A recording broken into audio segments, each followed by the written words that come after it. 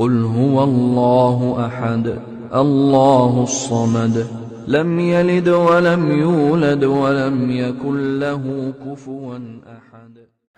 إن الحمد لله نحمده ونستعينه ونستغفره ونؤمن به ونتوكل عليه ونعوذ بالله من شرور أنفسنا ومن سيئات أعمالنا من يهده الله فلا مضل له ومن يضلل فلا هادي له وأشهد أن لا إله إلا الله وحده لا شريك له وأشهد أن محمدا عبده ورسوله أما بعد فقد قال الله تعالى يا أيها الذين آمنوا اتقوا الله حق تقاته ولا تموتن إلا وأنتم مسلمون.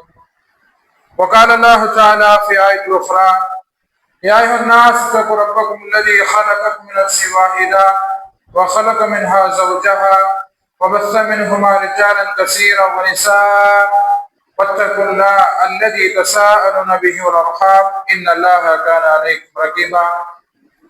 وقال الله تعالى في آية أخرى يا أيها الذين آمنوا اتقوا الله وقولوا قولا سديدا يصلح لكم أعمالكم ويغفر لكم ذنوبكم ومن يطع الله ورسوله فقد فاز فوزا عظيما.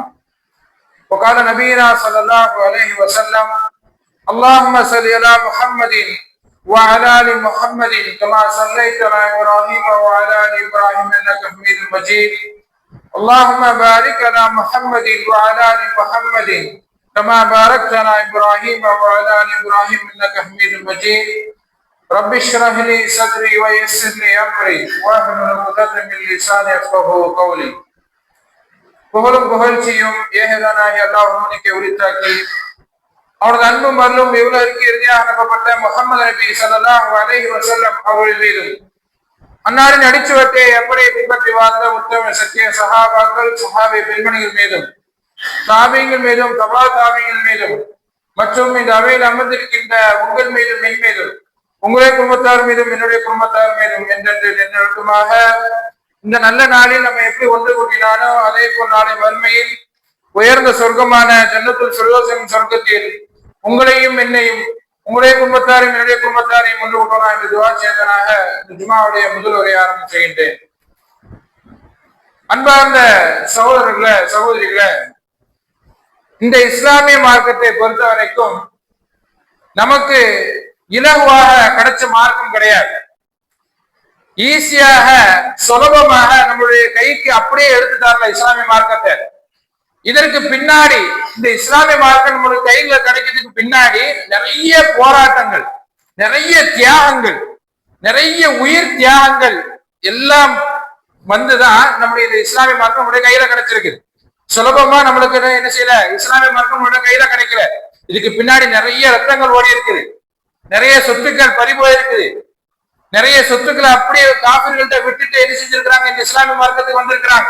இப்படித்தான் இந்த இஸ்லாமிய மார்க்கம் நம்மளுக்கு கையில கிடைச்சிருக்கு. அதே மாதிரி மக்கா வெற்றி சுலபமா கிடைச்சிச்சா, ஈஸியா கிடைச்ச கிடையாது.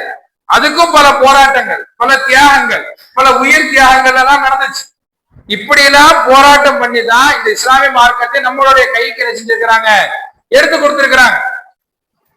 அதாவது தியாகங்களும் போராட்டங்களும் சோதனைகளும் அவ்வளோ சகிச்சிருக்காங்க, அவ்வளோ பொறுமையாக சகிச்சுக்கிட்டு இருந்ததுனாலதான் இப்படிப்பட்ட இந்த இஸ்லாமிய மார்க்கம், இந்த பெரிய இந்த பொக்கிஷன் கையில கிடைச்சிருக்கு. அல்லாஹ் சுப்ஹானஹு வ தஆலா அவங்களுக்கு அனுப்பப்பட்ட சோதனைகளை பற்றி சொல்லும் பொழுது அல்லாஹ் சொல்லி காட்டுகிறான் பாருங்கள்.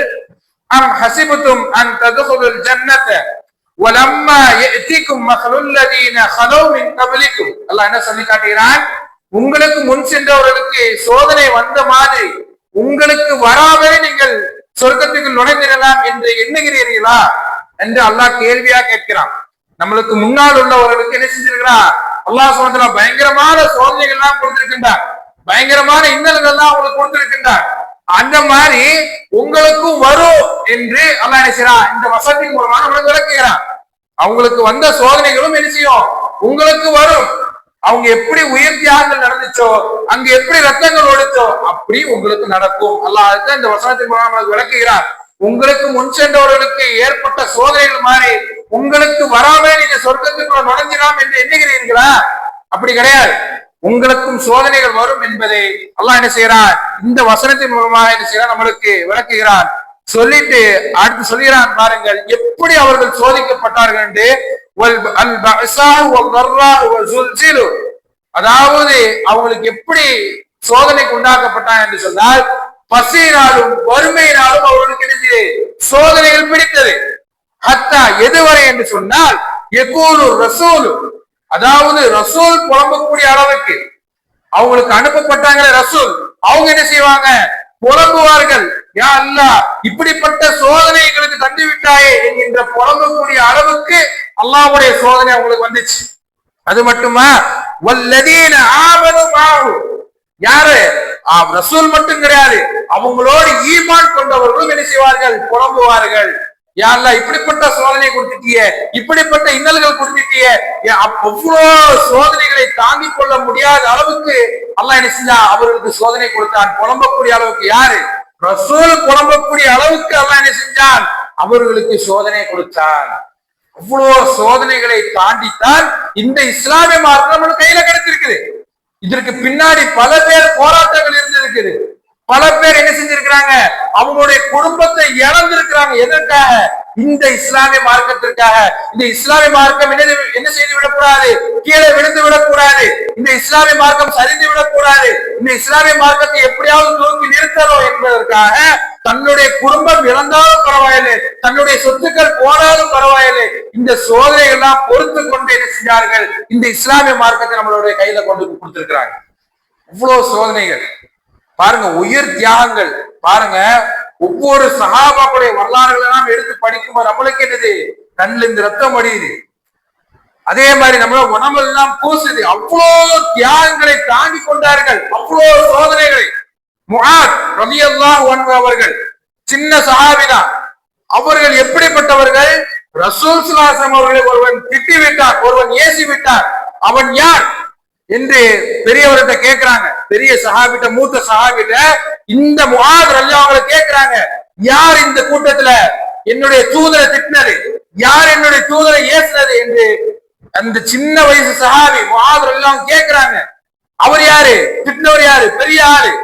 அப்போ இவர் தான் ரசூலை திட்டினது என்று சொல்லி அடையாளம் காட்டப்படுது. உடனே அந்த முஆத் ரலியல்லாஹு அன்ஹு என்ன செஞ்சாங்க, முஆத் ஏறி போய் அவனை என்ன செஞ்சாங்க, வெட்டினாங்க. எதுக்காக, தூதரை திட்டினாங்க, மார்க்கத்திற்காக அவரை என்ன செஞ்சாங்க, வெட்டினாங்க. அது மட்டுமா, சண்டை போடும் பொழுது ஒரு கை துண்டிக்கப்படுது. துண்டிக்கப்பட்ட உடனே அந்த கை தொங்கிக்கிட்டே இருக்குது. சண்டை போடும் பொழுது அவருக்கு டிஸ்டர்பன்ஸா இருக்கு. ஒரு நிரம்புல அந்த கை தொங்கிக்கிட்டு இருக்குது. இவர் ஒத்த கையால சண்டை போட்டுக்கிட்டு இருக்கிறாரு. எதற்காக, மார்க்கத்திற்காக. மார்க்கம் சரிந்து விடக் கூடாது என்பதற்காக ஒற்றை கையில என்ன செய்யறாரு, வாளால சண்டை போட்டுட்டு இருக்காரு. இந்த கை டிஸ்டர்பன்ஸா இருக்கு. ஒரு கை துண்டிச்சு தொங்கிட்டு இருக்குது ஒரு நிரம்புல. என்னடா இது டிஸ்டர்பன்ஸா இருக்கிற அப்படின்னு சொல்லி அந்த கையை தன்னுடைய கால்ல வச்சு இழுத்து தூர எரிஞ்சு என்ன செய்யறாங்க, போருக்கு போறாங்க. தன்னுடைய கை வலியில துடிக்குவாங்க. அதை கூட பெருசா எடுக்கிறாங்க. என்னுடைய மார்க்கம் தலை தூக்கி நிற்க வேண்டும் என்பதற்காக அந்த வலியை கூட பெருசா எடுக்காம தூக்கி எரிஞ்சாங்க. அந்த கையை உதறி தெளித்து போனாங்க. கடைசியில அவர்கள் ஷஹீத் ஆகுறாங்க. எப்படி தெரியுமா அவர்களோட அடையாளம் காணப்படுகிறார்கள், யாருக்குமே அடையாளம் தெரியல. முஆத் அல்லாஹ்ங்கள யாருக்குமே அடையாளம் தெரியல. இது முஆதா, யாருக்கு அந்த அளவுக்கு சிதைக்கப்பட்டிருக்கிறார்கள். எதற்காக, இந்த மார்க்கத்திற்காக. இந்த மார்க்கத்திற்காக போர்க்களத்துல கலந்துகிட்டு ஷஹீத் ஆகுறாங்க. எந்த அளவுக்கு ஷஹீதாகி கிடக்கிறாங்க சொன்னால், உடல் முழுக்க சிதைக்கப்பட்டு கிடக்கிறார்கள். யாருக்குமே அடையாளம் தெரியல. கடைசியாக அவர்களுடைய சகோதரி தான் அடையாளம் காட்டுகிறார்கள், இது என்னுடைய சகோதரர் முஆத் அப்படின்னு சொல்லி அவர்களுடைய சகோதரி என்ன செய்றாங்க, அடையாளம் காட்டப்படுகிறார்கள். யாருக்குமே அடையாளம் தெரியாத அளவுக்கு அவர்கள் சிதைக்கப்பட்டிருக்கிறார்கள். எதற்காக, இந்த மார்க்கத்திற்காக. இந்த மார்க்கத்திற்காக தன்னுடைய உயிரை தியாகம் செய்தவர் அவர்கள் மட்டுமா, இன்னும் ஏராளமான சஹாபாக்கள். முஸ்அப் இப்னு உமைர் ரலியல்லாஹு அன்ஹு அவர்கள் அவர் என்ன செய்யறாங்க, இஸ்லாத்தை ஏற்றுக்கிறாங்க. இஸ்லாத்தை ஏற்ற தெரிஞ்சதும் அந்த கயவர்கள், மக்கத்து காபிர்கள் என்ன செஞ்சாங்க, அவரை இழுத்துட்டு வராங்க. இழுத்துட்டு வந்து, நீ இஸ்லாத்தை விட்டு விடு, இஸ்லாத்தை விட்டு வெளியே வா என்று சொல்கிறார்கள். ஆனால் அவர்கள் விடவில்லை, இஸ்லாத்தை விட்டு வெளியே வரவில்லை. அல்லாஹ் அஹத், அல்லாஹ் ஒருவன் தான் என்று அந்த இடத்துல முழக்கமிட்டார்கள். அதனால் அந்த பாவிகள் என்ன செஞ்சார்கள், அந்த பாவிகள் அவர்களுடைய உடலை இரு கூறாக பிளந்தார்கள். இரு கூறாக, இந்த என்னுடைய உயிர் போனால் அல்லாஹ்வுடைய மார்க்கத்திற்காக வேண்டிதான் போவோம் என்று சொல்லி அந்த இடத்துல இருந்தாங்க முஸ்அப் இப்னு உமைர் ரலியல்லாஹு அவர்கள். அந்த மாதிரி அந்த கைவர்கள் என்ன செய்யறாங்க, அவருடைய உடலை இரு கூறாக பிளக்கிறார்கள். அந்த இடத்துல அவர்கள் ஷஹீதாகிறார்கள். இந்த அளவுக்கு அவர்களுக்கு சோதனை பிடித்தது, இந்த அளவுக்கு இந்த மார்க்கத்தை நேசித்தார்கள் சஹாபாக்கள். சஹாபாக்களே மார்க்கத்தை நேசிச்சாங்க, தன்னுடைய உயிரை விட மேலா இந்த மார்க்கத்தை நேசிச்சாங்க சஹாபாக்கள். அதனால என்னுடைய உயிர் போனாலும் பரவாயில்ல, என்னுடைய குடும்பம் போனாலும் பரவாயில்ல, என்னுடைய பிள்ளை போனாலும் பரவாயில்ல, இந்த மார்க்கம் தலை தூக்கி நிற்க வேண்டும், இந்த மார்க்கம் சரிந்து விடக் கூடாது என்பதற்காக இவ்வளவு தியாகங்களை என்ன செஞ்சிருக்கிறாங்க, அனுபவிச்சிருக்கிறாங்க. அடுத்து பாருங்க, பிலால் ரலியல்லாஹு அன்ஹு அவர்கள் எவ்வளவு பெரிய தியாகி. அவர்கள் இஸ்லாத்தை ஏத்துக்கிட்டு இருக்காங்க. யாரு? ஒரு கருப்பினத்து ஒரு அரபி, யார்? பிலால் ரலியல்லாஹு அன்ஹு அவர்கள். அவர்கள் இஸ்லாத்தை ஏத்துக்கிட்டாங்க. அவர்கள் ஒரு அடிமையாக இருந்தவர்கள். யாரு? பிலால் அவர்கள். அப்போ இந்த இஸ்லாத்தை ஏற்றுக்கிட்டதை தெரிஞ்சு மக்களுக்கு காப்பீர்கள் அவர்களை துன்புறுத்துறாங்க, அவர்கள் வேதனை செய்யப்படுகிறார்கள். எப்படி? உடம்புல துணி இல்லாமல் பாலைவன மணல் படுக்க வைத்து அவர்கள் சித்திரவதை செய்யப்படுகிறார்கள். பிலால் ரலியல்லாஹு அன்ஹு அவர்கள் பாருங்க, கொடுமை அனுபவிக்கிறாங்க. அவங்களால முடியல. எந்த அளவுக்கு என்று சொன்னா ரசூல் ஸல்லல்லாஹு அலைஹி வஸல்லம் புலம்புறாங்க. யாரு? கப்பாப் இப்னு அரப் ரலியல்லாஹு அன்ஹு அவர்கள் ரசூலுல்லாஹ் கிட்ட வந்து என்ன செய்யறாங்க, புலம்புறாங்க. யா ரசூலுல்லாஹ், எங்களால முடியல. எங்க படுத்துக்கிட்டு இருக்கிறாங்க ரசூலுல்லாஹ், அதை பார்க்கணும். எங்க படுத்துக்கிட்டு இருக்கிறாங்க? அதாவது மக்காவுடைய நிழல்ல என்ன செய்யறாங்க, ஒரு சாஞ்சி படுத்துக்கிட்டு இருக்காங்க. யாரு? அல்லாஹ்வுடைய தூதர். அல்லாஹ்வுடைய தூதர் எந்த அளவுக்கு ஏழ்மையாக இருக்கிறார். மக்காவுடைய நிழல்ல அல்லாஹ்வுடைய தூதர் ஒரு சாஞ்சி படுத்திருக்கிறாங்க. அந்த நேரத்துல அந்த கப்பாப் இப்னு அரப் எல்லாம் வராங்க. யார சொல்லா, எங்களால முடியல, எங்களால அவ்வளவு கொடுமை, அவ்வளவு சித்திரவதை பண்றாங்க. எதற்காக? இந்த இஸ்லாத்தை ஏற்றதற்காக, இந்த இஸ்லாமிய மார்க்கத்தை தழுவியதற்காக அந்த மக்கத்து காபிர்கள் அவ்வளவு கொடுமை செய்தார்கள். அவ்வளவு இன்னல்களை சஹாபாக்கள் அனுபவித்தார்கள். வந்து புலம்புறாங்க, எங்களால முடியல. ரசூலுல்லாஹ் சிம்பிளா சொல்றாங்க, உங்களுக்கு முன்ன இருந்தவர்களுக்கு இதுக்கு மேல என்ன செஞ்சாங்க, சித்திரவதை அனுபவிச்சாங்க. சஹாபாக்கள்கிட்ட ரசூலுல்லாஹ் சொல்றாங்க, உங்களுக்கு முன்ன இருந்தாங்களே அவங்களை எப்படி நம்ம சித்திரவதை பண்ணாங்க, ரம்பத்தால தலையில இருந்து என்ன செய்வாங்க, இரு கூறாக பிளந்தாங்க. உங்களுக்கு முன் இருந்தவர்கள் சித்திரவதை அனுபவிச்சிருக்கிறாங்க. உங்களுக்கு முன் சென்றவர்கள் எப்படி ரம்பத்தால என்ன செய்வாங்க, இரு கூறாக பிளந்தாங்க. அதே மாதிரி இரும்பு சீப்பால முதுக பறண்டுனாங்க. இந்த அளவுக்கு உங்களுக்கு முன் சென்றவர்கள் என்ன செஞ்சாங்க, சித்திரவதை அனுபவிச்சாங்க. பாருங்க, நம்மளுடைய முன்னோர்கள் எவ்வளவு சித்திரவதை அனுபவிச்சிருக்காங்க பாருங்க. நாம இந்த மார்க்கத்திற்காக எந்த சித்திரவதை அனுபவிச்சிருக்கோம் சிந்தித்து பாருங்க. குடும்பத்தை இழந்தோமா, பிள்ளை இழந்தோமா, இல்ல என்னுடைய ரத்தம் தான், நம்முடைய ரத்தம் தான் இஸ்லாத்துக்கு வேண்டி போச்சா? கிடையாது. எந்த ஒரு சோதனையும் உள்ளாக்கலாமா, எந்த ஒரு சோதனை, எந்த ஒரு கஷ்டங்களும் அணுகல. ஆனா நம்முடைய முன்னோர்கள் என்ன செஞ்சாங்க, இந்த இஸ்லாமிய மார்க்கத்திற்காக நம்மளுக்கு பின்னால் வருபவர்கள் என்ன செய்யக்கூடாது, கஷ்டப்படக்கூடாது என்பதற்காக அவ்வளவு சித்திரவதைகள் அனுபவிச்சார்கள், அவ்வளவு கொடுமைகள். அப்போ கப்பாப் இப்னு அரப் ரலியல்லாஹு அன்ஹு அவர்கள், எங்களுக்கு இதுவே மேல், நாங்க என்ன செய்யறோம், இதை தாங்கிக் கொள்கிறோம் என்று சொல்லி அந்த இடத்தை விட்டு தலைகிறாங்க. அப்போ கப்பாப் இப்னு அரப் இஸ்லாத்துல ஏற்றதுக்காக அந்த மக்கத்து காஃபிர்கள் என்ன செஞ்சார்கள், அவர்களை என்ன செஞ்சாங்க, ஒரு இரும்பு, அதாவது நெருப்புல காய்ச்சப்பட்ட இரும்புல அவர்களை படுக்க வைக்கிறாங்க.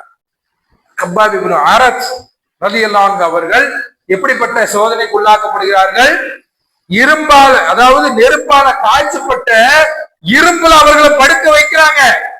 படுக்க வச்சு சித்திரவதை அனுபவிக்கப்படுகிறார்கள். எதற்காக? இந்த இஸ்லாமிய மார்க்கத்தை தழுவியதற்காக என்ன செய்யறாங்க, மக்களுக்கு காப்பீர்கள் அவர்களை கொடுமைப்படுகிறார்கள். இஸ்லாத்தை விட்டுவிடு, இஸ்லாத்தை விட்டுவிடு என்று. ஆனால் அவர்கள் விடவில்லை. அல்லாஹு அஹத், என்னுடைய உயிர் பிரிந்தால் இந்த இஸ்லாமிய மார்க்கத்திற்காக வேண்டிதான் பிரியும் என்று அந்த இடத்துல இருந்தாங்க. எந்த அளவுக்கு கொடுமை அனுபவிக்கப்படுகிறார் என்று சொன்னால், அவர்களுடைய கொழுப்பு உருகி அந்த நெருப்பை அணையக்கூடிய அளவிற்கு அவர்கள் சித்திரவதை செய்யப்படுகிறார்கள். கப்பாப் இப்னு அரப் ரலியல்லாஹு அன்ஹு பாருங்கள், சஹாபாக்கள் எந்த அளவுக்கு துன்பத்தையும் கஷ்டத்தையும் சோதனைகளையும் தாங்கி கொண்டிருக்கிறார்கள் பாருங்க. எதற்காக? இந்த இஸ்லாமிய மார்க்கத்திற்காக அவ்வளவு தியாகங்கள் செஞ்சிருக்கிறாங்க சஹாபாக்கள். சஹாபாக்கள் மட்டுமா, சஹாபிய பெண்மணிகளும் இந்த இஸ்லாமிய மார்க்கத்திற்காக போராடி இருக்கிறார்கள். இந்த இஸ்லாமிய மார்க்கம் தலை தூங்கி நிற்க வேண்டும் என்பதற்காக பல சஹாபிய பெண்மணிகள் போராடி இருக்கிறார்கள். அதுல ஒரு பெண்மணி, வீர பெண்மணி சுமையா ரலியல்லாஹு அவர்கள். அவர்கள் எவ்வளவு பெரிய தியாகி.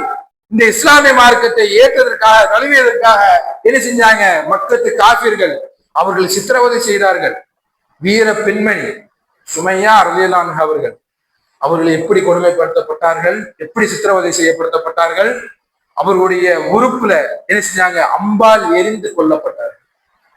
ஒரு பெண்மணி, சஹாபிய பெண்மணி, எந்த அளவுக்கு பாருங்க, எந்த அளவிற்கு இந்த இஸ்லாமிய மார்க்கத்திற்காக வேண்டி போராடி இருக்கிறாங்க பாருங்க. அவ்வளவு தியாகங்கள் செஞ்சிருக்காங்க சஹாபாக்கள், உயிர் தியாகங்கள். ஜுலைபி ரலியல்லாஹு அவர்கள், அவர்களும் அப்படித்தான்.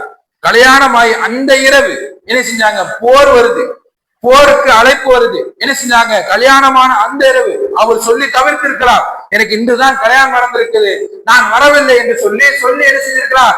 தவிர்த்து இருக்கிறார். ஆனால் எனக்கு இதை விட, இந்த திருமணத்து பந்தத்தை விட என்ன செய்ய, எனக்கு போர்க்களம் தான் மேல். அந்த போர்க்களத்தை கலந்துக்கிட்டா என்ன செய்யணும்? ஷஹீதாகணும். இதுதான் அவர்களுடைய ஆசையாக இருந்துச்சு. ரொம்ப நாள் திருமணம் முடிக்காதது, யாருமே பெண் தராது. ஜுலைபி ரலியல்லாஹு அவர்களுக்கு யாருமே பெண் தரல. அவ்வளோ என்ன செஞ்சாங்க? மக்கள் தயங்கினாங்க, பெண் கொடுப்பதற்கு தயங்கினாங்க. ஆனால் கடைசியா ஒரு பெண், நான் திருமணம் முடித்துக் கொள்கிறேன் என்று வந்தவள், அந்த நாள் திருமணம் முடித்த அந்த நாள் இரவு போர் வருது. அந்த பெண்ணை விட்டுட்டு என்ன செய்யறாரு? ஷஹீதாக போர்க்களத்துக்கு போறாரு. எதற்காக? இந்த மார்க்கத்திற்காக. நான் ஷஹீதாவணும், ஷஹீதோட அந்தஸ்து எனக்கு கிடைக்கணும் என்பதற்காக போர்க்களத்துல கலந்துக்கிறாரு. அவர் அந்த இடத்துல என்ன செய்யறாரு? ஷஹீதும் ஆகிறார். இந்த அளவுக்கு என்ன செய்யறாங்க? கஷ்டப்பட்டிருக்கிறாங்க சஹாபாக்களும் சஹாபிய பெண்மணிகளும். அவ்வளவு தியாகங்கள். நபி ஸல்லல்லாஹு அலைஹி வஸல்லம் அவர்களை பாருங்கள், நம்முடைய தூதர், அல்லாஹ்வுடைய தூதர், மதீனாவுடைய தலைவர் கஷ்டப்படுகிறார்கள். எந்த அளவுக்கு? போர்க்களத்துல பல் உடைக்கப்படுகிறது. அல்லாஹ்வுடைய தூதருக்கு போர்க்களத்துல பல் உடைக்கப்படுகிறது ரசூல் ஸல்லல்லாஹு அலைஹி வஸல்லம் அவர்களுக்கு.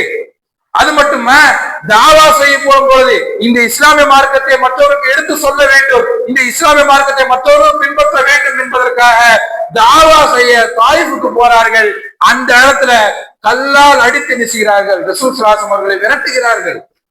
எதற்காக? இந்த இஸ்லாமிய மார்க்கத்திற்காக தாங்கிக் கொள்கிறார்கள், பொறுமையாயிருக்கிறார்கள், இன்னல்களை சகித்துக் கொள்கிறார்கள். சஹாபாக்களும் சரி, நபி அவர்களும் சரி, அப்படி பொறுமையா இருந்ததினால்தான், இவ்வளவு தியாகங்களையும் தாங்கிக் கொண்டதின் காரணமாகத்தான் இந்த இஸ்லாமிய மார்க்கம் வெற்றி பெற்றது, மக்கா வெற்றி பெற்றது. அந்த இடத்துல எந்த சஹாபி பின்வாங்கவில்லை. அல்லாஹ்வுக்கு கொடுத்த வாக்குறுதியை என்ன செஞ்சாங்க? சரியா பின்பற்றினாங்க. அல்லாஹ்வுடைய தூதருக்கு கொடுத்த வாக்குறுதியை சரியா பின்பற்றினார்கள். நாங்கள் அல்லாஹ்வுக்கும் அல்லாஹ்வுக்கும் கட்டுப்பட்டு நடப்போம், இந்த இஸ்லாமிய மார்க்கத்தில் கட்டுப்பட்டு நடப்போம் என்ற வாக்குறுதிக்கு அவர்கள் சரியான முறையில் நடந்து கொண்டார்கள். இப்படி நடந்து கொண்டதின் காரணமாகத்தான் இந்த இஸ்லாமிய மார்க்கம் நம்முடைய கைக்கு வந்திருக்குது. நாம் எந்த ஒரு தியாகமும் செய்யவில்லை, இந்த இஸ்லாமிய மார்க்கத்திற்கு எந்த ஒரு ரத்தமும் சென்றவில்லை. ஆனால் அவர்கள் அவ்வளோ ரத்தம் சென்றுதான் இந்த இஸ்லாமிய மார்க்கத்தை நம்முடைய கையில எடுத்துக்கொண்டு கொடுத்திருக்கிறார்கள். நபிமார்களும் சரி, நபிமார்கள்ல பாருங்க, இப்ராஹிம் அலைஹிஸ்ஸலாம் அவர்கள் எவ்வளவு தியாகங்கள் செஞ்சார்கள் இந்த இஸ்லாமிய மார்க்கத்துக்காக வேண்டி. அவருடைய தியாகம் மிகப்பெரிய ஒரு தியாகம். அவருடைய வாழ்க்கை முழுக்க சோதனையாகத்தான் இருந்துச்சு. இப்ராஹிம் அலைஹிஸ்ஸலாம் வாழ்க்கை முழுக்க எதற்காக? இந்த இஸ்லாமிய மார்க்கத்திற்காக. அதே மாதிரி உயிர் தியாகம் மட்டுமல்ல, பொருளாதார தியாகமும் இந்த இஸ்லாமிய மார்க்கத்திற்காக வேண்டி சஹாபாக்கள் என்ன செஞ்சிருக்கிறாங்க? கொடுத்திருக்கிறாங்க. பொருளாதார தியாகமும். ஒரு சஹாபி, அந்த சஹாபி அதாவது இஸ்லாத்தை ஏற்பதற்கு முன்பாக நல்ல பணக்காரரா இருந்தார், நல்ல செல்வந்தரா இருந்தார். இஸ்லாத்தை ஏத்துக்கிட்டாரு. இஸ்லாத்தை ஏத்துக்கிட்டது பிறகு அவருடைய மரணம் இஸ்லாத்தை ஏற்றதுக்கு பிறகு வருகிறது. அவரை கஃபன் செய்வதற்கு கஃபன் துணி இல்லை. எதற்காக? இந்த மார்க்கத்திற்காக வேண்டி வந்தார். எல்லா சொத்து சோகங்களை விட்டுட்டு என்ன செஞ்சாங்க? சஹாபாக்கள் வந்தாங்க. அந்த நேரத்தை உயிர் போகுது. அவரை கஃபன் செய்வதற்கு சரியான கஃபன் துணி இல்லை. அந்த அளவுக்கு என்ன செஞ்சாங்க? பொருளாதார தியாகத்தை செஞ்சார்கள் சஹாபாக்கள். அவ்வளவு செல்வந்தர்கள் எல்லா செல்வத்தையும் அப்படியே விட்டாங்க. இந்த இஸ்லாத்திற்காக வேண்டி, அல்லாஹ்வுக்காக வேண்டி எல்லா செல்வத்தையும் அப்படியே விட்டாங்க.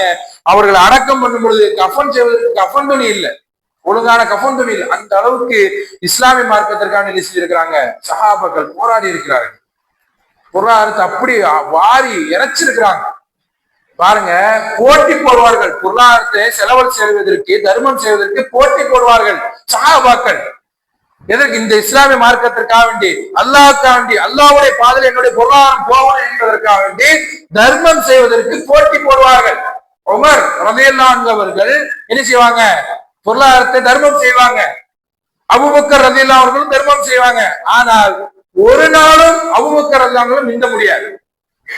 உமர் அவங்க நினைப்பாங்க, எப்படியாவது அபூபக்கர் இன்றைக்கு மிந்திரணும், அவரோட நான் என்ன செய்யணும், ஒருபடி மேலா தர்மம் செய்யணும் என்று நினைப்பாங்க. ஆனா முடியாது. அபூபக்கர் என்ன செய்வாங்க? முந்திக்கு போய்கிட்டே இருப்பாங்க. அந்த அளவுக்கு தர்மத்தை என்ன செய்வாங்க? வாரி வணங்குவாங்க அல்லாஹ்வுக்காக வேண்டி.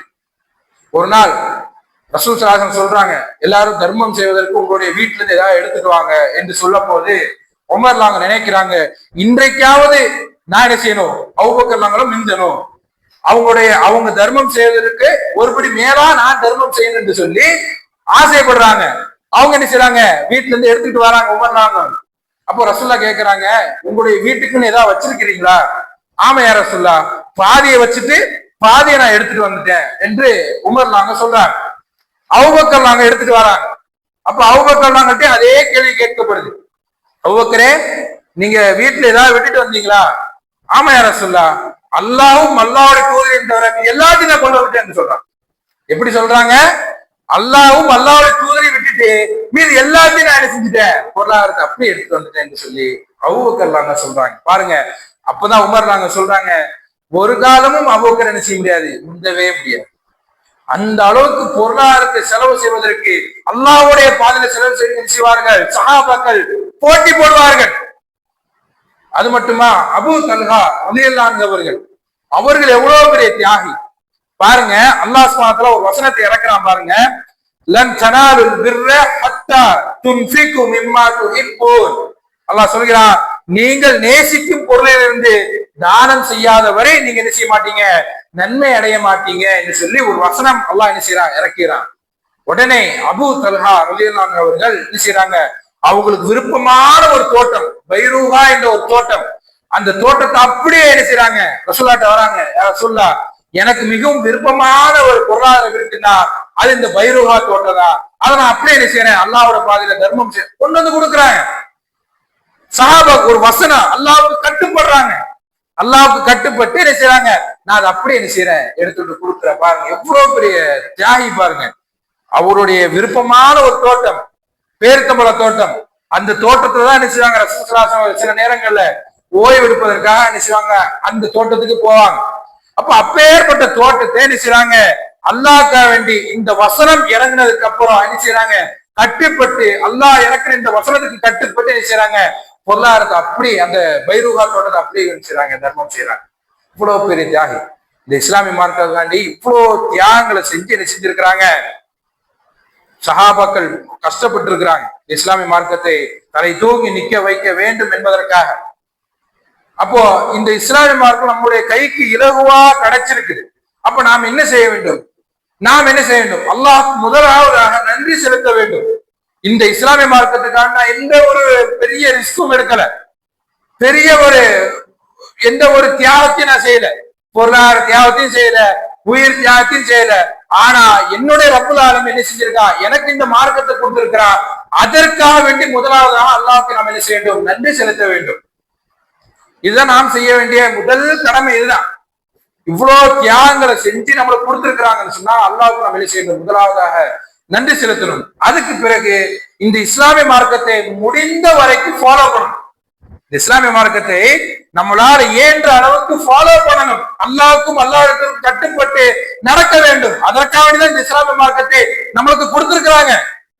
இந்த இஸ்லாமிய மார்க்கத்தை நம்ம மன இச்சை அடிப்படையில் நடப்பதற்கு கொடுக்கல, அல்லாஹ் ஒரு வழியை கொடுத்திருக்கிறான். இந்த வழியில தான் நீ நடக்கணும், இந்த வழியில தான் நீ போகணும், இந்த வழியில நீ போகக்கூடாது என்று சொல்லி அல்லாஹ் வகுத்து கொடுத்துட்டான். அந்த வழியில நாம் என்ன செய்யணும், இந்த இஸ்லாமிய மார்க்கத்தை ஃபாலோ பண்ணிட்டு போய்கிட்டே இருக்கணும். இதுதான் நாம் செய்ய வேண்டிய இரண்டாவது கடமை. முதலாவது அல்லாஹ்வுக்கு நன்றி செலுத்தணும்.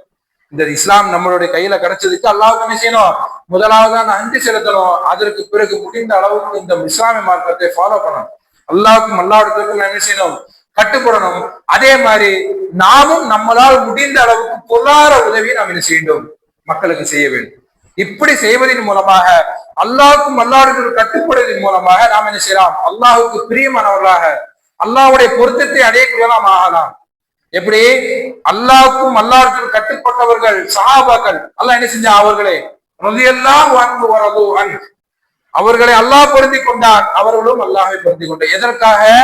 அல்லாஹ்வுக்கு முற்றிலும் கட்டுப்பட்டார்கள். எல்லா நிலையிலுமே, சந்தோஷமான நிலையிலும் சரி, சுகமான நிலையிலும் சரி, சோதனைகள் அவர்கள் சூழ்ந்த நிலையிலும் சரி, அல்லாஹ்வுக்கு கட்டுப்பட்டவர்களாக இருந்தார்கள் சஹாபாக்கள். அதே மாதிரி அல்லாஹ்வுடைய தூதருக்கு பக்கபலமாக அவர்கள் சொன்ன செய்திக்கு கட்டுப்பட்டார்கள் சஹாபாக்கள். அப்ப நாமும் அல்லாஹ்வுக்கும் அல்லாஹ்வுடைய தூதருக்கும் கட்டுப்பட்டவர்களாக இருந்தால் அல்லாஹ் நம்ம என்ன செய்வான்? புரிந்து கொள்வான். அல்லாஹ்வுடைய பொருத்தம் நம்மளுக்கு கிடைக்கும். அப்போ முடிந்த அளவுக்கு இந்த இஸ்லாமிய மார்க்கத்தை நாம் என்ன செய்ய வேண்டும்? ஃபாலோ பண்ண வேண்டும். அல்லாஹ்வுக்கும் அல்லாஹ்வுக்கும் நம்ம என்ன செய்யணும்? கட்டுப்பட வேண்டும். அதே மாதிரி நம்மளால் இயன்ற அளவுக்கு பொருளாதார உதவியை, தான தர்மங்களை என்ன செய்யணும்? அதிகமாக செய்ய வேண்டும். அல்லாஹ்வுடைய பாதையில் நாம் என்ன செய்யணும்? மாறி இழைக்க வேண்டும். இப்படி நாம் செஞ்சோம் என்று சொன்னால் அல்லாஹ் வாக்குறுதி கொடுக்கிறார். அல்லாஹ்வுடைய பாதையில ஒரு செலவு செய்யறான்னு சொன்னா அல்லாஹ் வாக்குறுதி கொடுக்கிறார். என்ன வாக்குறுதி?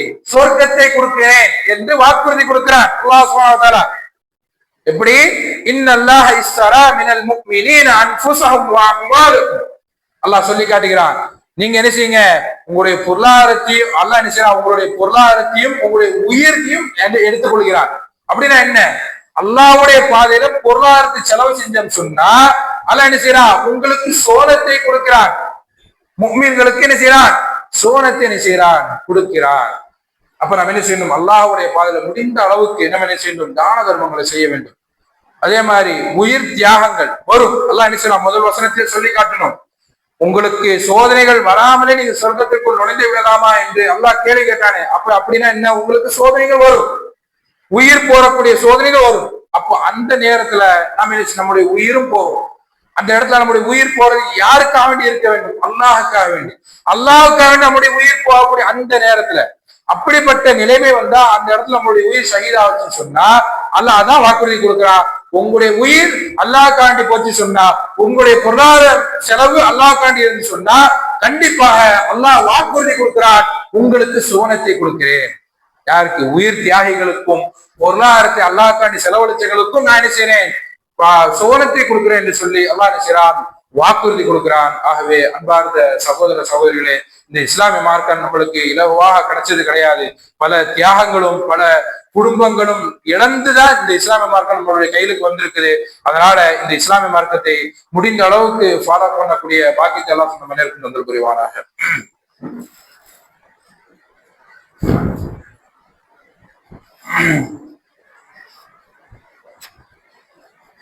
அல்ஹம்துலில்லாஹ் அல்ஹம்துலில்லாஹி வஸ்ஸலாத்து வஸ்ஸலாமு அலா ரசூலில்லாஹ் வ அலா ஆலிஹி வ ஸஹ்பிஹி வ மன் வலா. அன்பார்ந்த சகோதர சகோதரிகளே, இந்த இஸ்லாமிய மார்க்கம் நம்மளுக்கு இலவாக கிடைத்த மார்க்கம் கிடையாது. இதற்கு பின்னாடி நிறைய தியாகங்கள் நடந்திருக்கிறது என்பதை பற்றி பார்க்கிறோம். அப்ப இந்த இஸ்லாமிய மார்க்கம் இவ்வளவு தியாகங்களை கடந்து நம்மளுடைய கைக்கு வந்திருக்கு. நாம இந்த இஸ்லாமிய மார்க்கத்துக்காண்டி என்ன தியாகம் செஞ்சோம்? கொஞ்சம் சிந்தித்து பாருங்க. நபி அவர்களும் சரி, சஹாபாக்களும் சரி, அதே மாதிரி இமாம்களும் சரி, பல தியாகங்களை செஞ்சு நம்மளுக்கு நிச்சயிச்சிருக்காங்க. இந்த இஸ்லாமிய மார்க்கத்தை நம்மள கையில கொடுத்திருக்கிறாங்க. இமாம்களை பாருங்க, இந்த ஹதீஸ் கிதாபுகளை தொகுப்பதற்கு அவ்வளவு சிரமப்பட்டிருக்கிறாங்க. இலவால ஹதீஸ் கிதாபுகளை தொகுக்கல. புகாரி இமாம் பல நாடுகளை கடந்து நினைச்சாங்க, ஒரு ஹதீஸ்களை வாங்க போறாங்க. இப்படி கடல் கடந்து நினைச்சாங்க, ஹதீஸ் கிரந்தங்களை வாங்கி தொகுப்புகளா தொகுத்து நம்மளுடைய கையில கொடுத்துருக்காங்க. அவ்வளவு கஷ்டங்களை அனுபவிச்சு என்ன செஞ்சிருக்காங்க? இந்த ஹதீஸ் கிதாபுல நம்ம கொடுத்துருக்காங்க. அப்ப நாம என்ன தியாகங்கள் செஞ்சோம் சிந்தித்து பாருங்க. நம்மளால என்ன செய்ய முடியல? இந்த வெள்ளிக்கிழமை எல்லாருக்குமே தெரியும். வெள்ளிக்கிழமையில நீங்க என்ன செய்யுங்க? இமாம் மெம்பர்ல ஏறுவதற்கு முன்பாக நீங்க என்ன செஞ்சிருங்க? பள்ளிவாசலுக்குள்ள வந்துருங்க. அப்படிதானே? இப்படிதான் ஹதீஸ் இருக்குது. அல்லாஹ் என்ன சொல்லி இருக்காங்க? நீங்கள் ஜும்மா தொழுகைக்கு நீங்க அழைப்பு கொடுக்கப்பட்ட, அல்லாஹ் சொல்லி காட்டுகிறான், ஜும்மா தொழுகைக்கு அழைப்பு கொடுக்கப்பட்ட நீங்க என்ன செய்யுங்க? அழைப்புக்கு பதிலளிங்க என்று அல்லாஹ் சொல்லி காட்டுகிறான். அல்லாஹ்வுடைய தூதர் என்ன செய்யறாங்க? இமாம் மெம்பர்ல ஏறதுக்கு முன்பாக நீங்க என்ன செய்யுங்க? பள்ளிவாசலுக்குள்ள போயிடுங்க.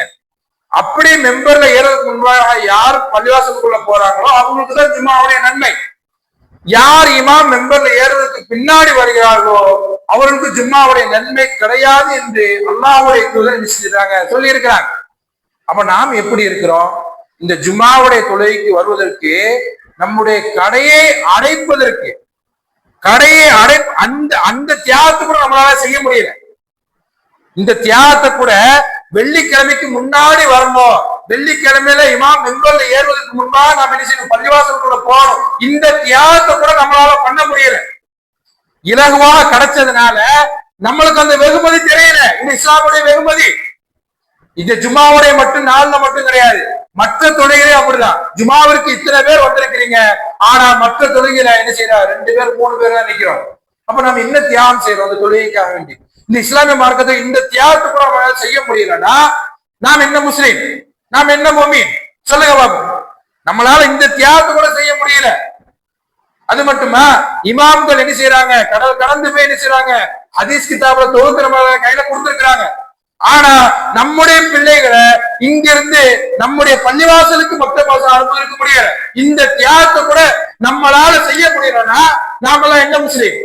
சொல்றாங்க, பெற்றோர்கள் சொல்லிடுறாங்க, என்னுடைய பிள்ளை அங்கிருந்து எங்க எப்படி இங்க பள்ளிவாசலுக்கு வரும்? என்னுடைய பிள்ளை அங்கிருந்து நடந்து வரணுமே, ஏதாவது வாகனம் ஏற்பாடு பண்ணுங்க, என்னுடைய பிள்ளைகளை அனுப்பி விடுறேன்னு சொல்றாங்க. அப்ப நாம் என்ன தியாகம் செய்யறோம் இஸ்லாமிய மார்க்கத்துக்காக வேண்டி? இமாம்கள்லாம் அவ்வளவு கடல் கடந்து இந்த ஹதீஸ் கிதாபுல தொகுத்து கொடுத்திருக்காங்க. ஒன்று நன்றாக மனதில் வைத்துக் கொள்ளுங்கள். என்றைக்குமே கல்வி நம்மளை தேடி வராது, கல்வியை தேடிதான் நம்ம போக வேண்டும். இப்படி இமாம்கள் இருந்தாங்க சொன்னா, கல்வி நம்மளை தேடி வரட்டும் சொல்லி இருந்தாங்க சொன்னா, இந்த ஹதீஸ் கிதாப்ல நம்மளோட கையில கிடைச்சிருக்குமா? கொஞ்சம் சிந்தித்து பாருங்க. இல்ல நான் தான் என்னை தேடி கல்வி வரட்டும் அப்படி சொன்னா, என் வீட்டுல இருந்தேன்னு சொன்னா, நான் உங்களுக்கு முன்னாடி நின்று இன்றைக்கு இந்த பயானின் உரையை நிகழ்த்திருக்க முடியுமா? இந்த சம்பவங்களை உங்களுக்கு நினைவூட்டி இருக்க முடியுமா? சொல்லுங்க பாப்போம். அப்ப நம்முடைய பிள்ளையும் நாம் என்ன செய்யணும்? அப்படி நினைக்க வேண்டும். என்னுடைய பிள்ளை கல்வியை தேடி போட்டும், கல்வி நம்மளை தேடி வராது. சகோதர சகோதரி நன்றாக மனதில் வைத்துக் கொள்ளுங்கள். கல்வியை தேடி நம்முடைய பிள்ளையை அனுப்ப வேண்டும். ஒரு காலம் கல்வி நம்மளை தேடி வராது. இல்ல நம்மள சொல்றீங்களே, நீங்க எங்களுடைய வீடை தேடி வந்து எங்களோட பிள்ளைக்கு ஓதி கொடுங்கன்னு சொல்றாங்க. இதே மாதிரி ஸ்கூல்ல போய் சொல்லலாம். ஸ்கூல்ல போய் வாத்தியார போய் என்னுடைய வீட்டுல வந்து என்னுடைய பிள்ளைக்கு ஸ்கூல் எடுங்கன்னு சொல்லாம, ஏன் என்ன எந்த பெற்றோரும் சொல்ல மாட்டேங்க? உலக கல்வி, இந்த உலகத்தோடு அழிந்து போகக்கூடிய கல்வி, அந்த கல்விய எவ்வளவு கிலோமீட்டர் தாண்டி நம்முடைய பிள்ளைகளை அனுப்புறோம், எவ்வளவு கிலோமீட்டர் தாண்டி நம்மளுடைய பிள்ளையை படிக்க அனுப்புறோம். அப்ப அந்த வாத்தியார என்னுடைய பிள்ளை இத்தனை கிலோமீட்டர் தாண்டி வர முடியல, என்ன செய்யுங்க? எங்க வீட்டுல வந்து சொல்லிக் கொடுங்கன்னு சொல்லி எல்லாம் எந்த பெற்றாலும் சொல்றீங்களா? சொல்லல. அவ்வளவு காசு கொடுத்து நீங்க செய்றீங்க, பிள்ளைகளை படிக்க அனுப்புறீங்களா? அப்ப இந்த இஸ்லாமிய மார்க்கத்தை இந்த தியாகத்தை செய்ய முடியல உங்களால. பிள்ளைகளை மதரசாக்கு அனுப்ப முடியல, வெள்ளிக்கிழமை சும்மா சரியான நேரத்துக்கு உங்களால வர முடியல, 5 நேர தொழுகைக்கு சரியான வக்தில உங்களால கலந்து கொள்ள முடியல. அப்ப நீங்க என்ன இஸ்லாத்துக்காண்டி தியாகம் செய்றீங்க? அப்ப நன்றாக விலகிக் கொள்ளுங்கள் சகோதர சகோதரிகளே. இந்த இஸ்லாமிய மார்க்கம் நம்மளுக்கு இலகுவாக கிடைத்த மார்க்கம் கிடையாது.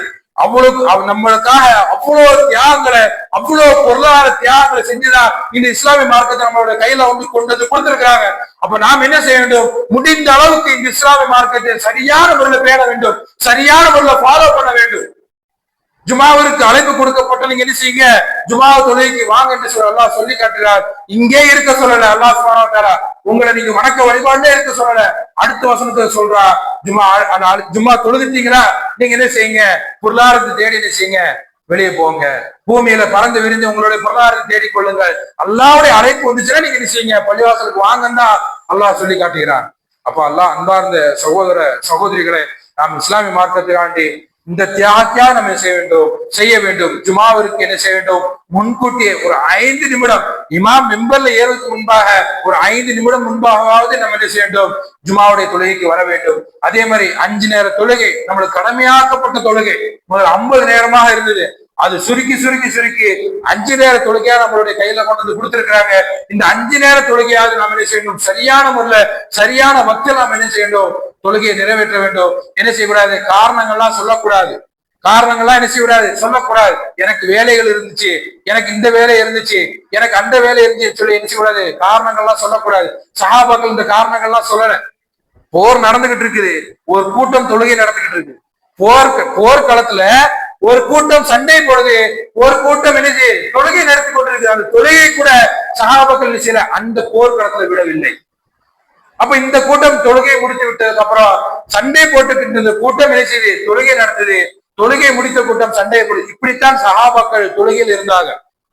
அப்படிதான் தியாகம் செஞ்சிருக்கிறாங்க சஹாபாக்கள். அப்போ நாமும் இப்படிப்பட்ட தியாகம் செஞ்சால் மட்டும்தான் அல்லாஹ்வுடைய பொருத்தம் நம்மளுக்கு கிடைக்கும். ஜுமாவிற்கும் சரி, மற்ற வக்துக்கும் சரி, நல்ல அமல்களுக்கும் சரி, நாம் தியாகங்கள் செஞ்சாதான் அல்லாஹ்வுடைய பொருத்தம் கிடைக்கும். அது மட்டும் இல்லாமல் அல்லாஹ் வாக்குறுதி கொடுத்த அந்த சோனம் நம்மளுக்கு கிடைக்கும். இதை நீங்க என்ன செய்யுங்க, மனதில் வைத்துக் கொள்ளுங்கள். ஆகவே அன்பார்ந்த சகோதர சகோதரிகளே, இன்றைக்கு எதெல்லாம் கேட்டமோ அதனை தன்னுடைய வாழ்க்கையில் நடைமுறைப்படுத்தக்கூடிய பாக்கியத்தை அல்லாஹ் சொன்ன அனைவருக்கும் நல்ல புரிவானாக. யாஹிலுதீன ஆமனு தக்குல்லாஹ் வகூலு கௌலன் சதீதா யுஸ்லிஹ் லக்கும் அமாலக்கும் வயக்ஃபிர் லக்கும் துனூபக்கும் வ மன் யுத்திஇல்லாஹ வ ரசூலஹு ஃபக்கத் ஃபாஸ ஃபௌஸன் அதீம்.